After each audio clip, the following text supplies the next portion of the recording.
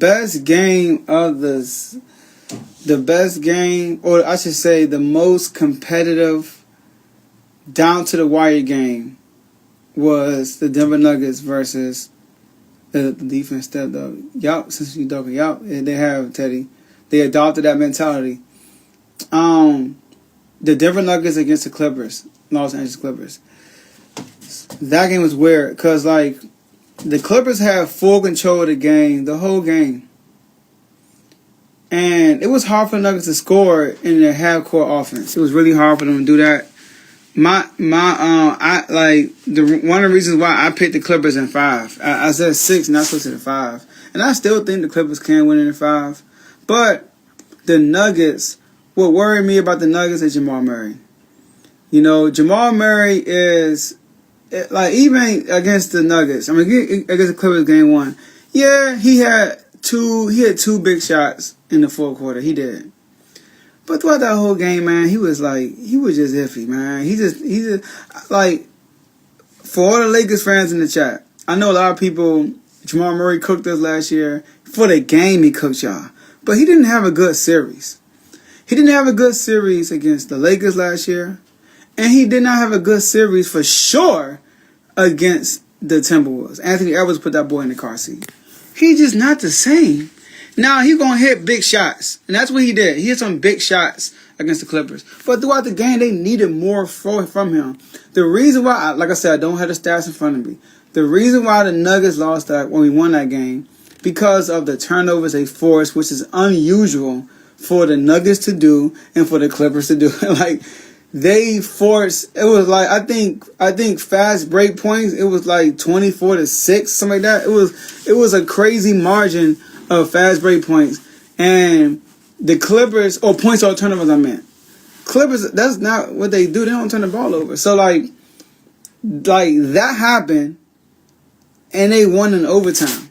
So, and MPJ wasn't playable because he's a one-trick pony. I'm sorry, he is. Michael Porter Jr. is the reason why the Nuggets can't get to the next level. He's supposed to be that player that was supposed to elevate and get them to another level. He hasn't done that. You know, so like he's still the same player.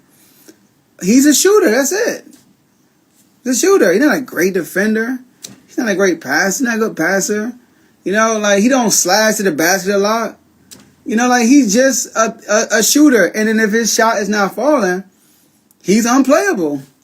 And they asked Jokic in the press conference, what can you do to help MPJ get more engaged? He said, if you're not engaged at this time of the year, you shouldn't be playing this sport. Facts!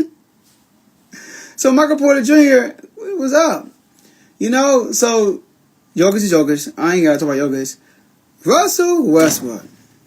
I felt like, and that's why y'all got to join our chats so we can like talk during the game. Cause I was talking about all this stuff during the game. That game was like, now, that game, obviously not over us.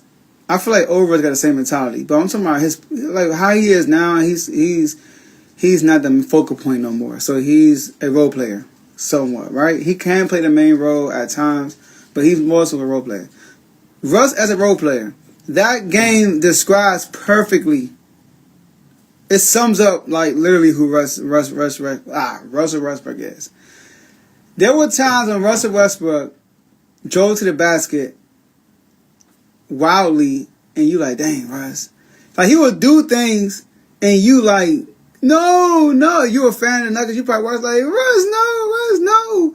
But then he'll turn around and snag an offensive rebound to get you an extra opportunity, or get a key putback, get a key steal at the end of the game, hit a 3. Like, the sequence is crazy. This man got a putback, a key putback in crunch time. And then right after that, he unnecessarily drove the ball to the basket when he could have just pulled it out.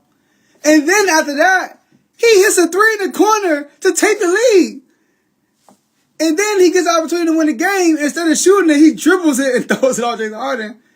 And then after that, he gets the game winning steal. Like, literally, like, Russell Westbrook That's why you just have to appreciate who he is. Like, especially if he's on your team. You have to live with it. So if he does things like that, you're gonna have to just live with it because you know he's gonna do the good stuff too. Like, I would love to play with a Russell Westbrook because the type of energy and hustle. Russell Westbrook, he don't make the best decisions. We know that. And that's why he can't, in my opinion, he's not going to win you a championship being a primary ball handler. He's just not going to do that because of his decision making is not there. I said this in the chat also. Josh Hart, if Russell Westbrook, you know how Josh Hart is always hustling, right? He's a great hustler for the Knicks. Like all the stuff Westbrook be doing.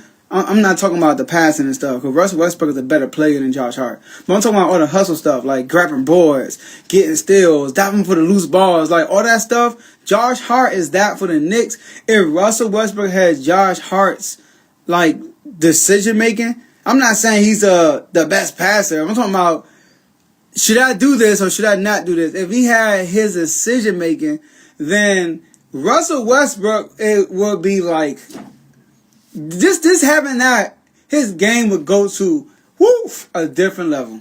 Because that's the only thing that's up with Westbrook. Yeah, we know he's not the best shooter. There are a lot of great players who are not the best shooter. His problem is his decision making. But like I said, if he's on your team, you gotta live with the bad decision making, because he's gonna give you something good that you're gonna get the whole crowd pumped up, and that's exactly what he did. So like, shout out to Westbrook, bro. I gotta give him his props, because that man, I mean, I was watching that game. I'm like, yo, this dude about to lose it. No, he actually about to win it. Oh man, he messed up again. Oh, and then he actually got the game-winning steal on James Harden. When James Harden played well the whole game. That one on James Harden's a bad pass, by the way. But James Harden was good. Kawhi Leonard, I was saying in the chat, Kawhi Leonard was efficient the whole game, but he wasn't aggressive. I'm like, y'all, the Nuggets gotta do something, because once Kawhi get back in the game in the fourth quarter comes, he's gonna get aggressive. He had 2 early buckets in the fourth, but then he stopped being aggressive and he was turning the ball over. I'm like, dang, Kawhi. So, do I expect that to happen again? Nah, I don't. I think Kawhi gonna turn it up this next game. But James Harden was it. He was clutch. He kept him afloat. And this is why I'm being in foul trouble. People forget, James Harden was in foul trouble. He had 4 fouls early in the game. He had 3 fouls early, sorry. Then he had 4 in the beginning of the second half. They had to take him out. So he missed some time based off foul trouble. But he played awesome. I think James Harden was an MVP for the Clippers for sure, hands down. Batum had some big threes. You know, he had some big threes. Who else? Top of my head, Norman Powell didn't really play that well. You know, I think he'll be better too. But for the Nuggets, I gotta get it. It was Jokic and mainly Westbrook. I get him, and Jamal Murray had a couple of big shots. And Christian Brown, he had a key play. I'm trying to think. I remember. I think it was a steal. And then he dunked on a fast break, and they had to call timeout. That was key, too, because they were forcing turnovers. The Clippers got to take care of the ball if they're going to win and foul like I predicted, right? But I think they're going to win. But that was probably the best game. All right. My bad, I was rapping, so let me see what y'all saying. Clippers folded, to be honest. Yes, they did, baby. They folded. Clippers in 6. Yeah, I can see that at the max. He was thinking it up. Yeah, bruh. You talking about Jamal Murray, y'all. Aaron Gordon going to have to play phenomenal for the remainder of the series. He is, DeVore. Like, Aaron Gordon is the X factor on both sides of the ball, in my opinion. Because he's the guy that's going to guard Kawhi Leonard. He guarded Kawhi Leonard most of the time. And also, offensively, he's going to have to hit them open threes, man. He shot well from the 3 this year. He shot with 40%, if I'm not mistaken. So he's going to have to shoot well from 3, because he will get those opportunities. I said that, Joe. Oh, you probably talking about MPJ, yup. Yeah, I gave him his props. Westbrook, yup. Yeah, man, so that was a really good series. What game we could do now? The next game we could...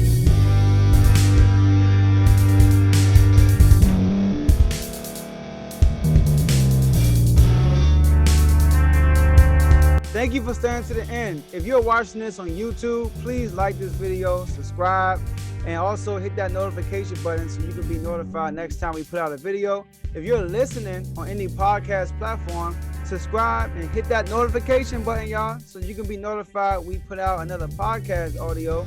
And last but not least, hit that share button. No matter what you're listening to or watching it, hit that share button and send it to somebody that you know that would love to watch this episode you just listened to. So once again, thank you for staying to the end, and we'll see y'all in the next episode.